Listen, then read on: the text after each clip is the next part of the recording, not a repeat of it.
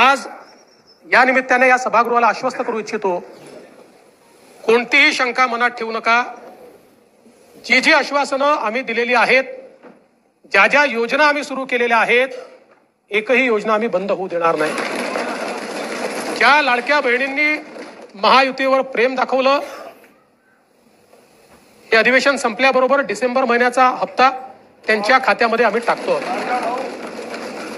आणि काहीच बदल नाहीये। नाना, मी या ठिकाणी स्पष्ट करू इच्छितो, कुठलेही नवीन निकष नाहीत, आता तर सगळ्यांनाच टाकतो, पण ऍपरंटली असं लक्षात येत आहे की काहींनी 4-4 खाती उघडलेली आहेत। जसं समाजामध्ये चांगल्या प्रवृत्ती असतात, त्याच्या काही वाईट प्रवृत्ती असतात। एखादी योजना जर चुकीच्या पद्धतीने कोणी वापरत असेल तर जनतेचा पैसा आहे, तुमची आमची सगळ्यांची जबाबदारी आहे की तो योग्य प्रकारे गेला पाहिजे। आता मागच्या काळात आम्हाला लक्षात आलं, माणसानेच 9 खाती काढली, आता त्याला लाडकी बहीण म्हणायचं कसं? पण लाडका भाऊ म्हणू शकत नाही, कारण बहिणींच्या पैशावर डल्ला मारतो तो लाडका भाऊ कसा? त्यामुळे असे जे आहेत,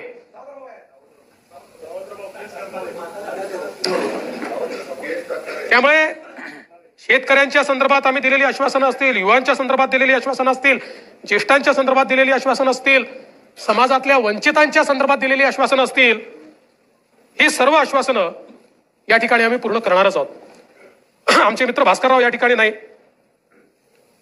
पण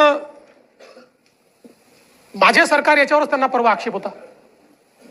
आता तसे फार हुशार आहेत ते, इतके वर्ष त्यांनी राज्यपालांचं भाषण देखील ऐकलेलं आहे, कदाचित शाळेत असताना नागरिक शास्त्राला दांडी मारत असतील ते, पण शासन जे चालतं हे मुख्यमंत्र्याच्या नावाने चालत नाही, शासन राज्यपालाच्या नावाने चालतं आणि म्हणून ते माझं सरकार असतं।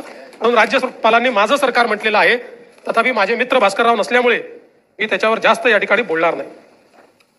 खरं म्हणजे हे जे अभूतपूर्व अशा प्रकारचं मॅन्डेट आम्हाला मिळालं,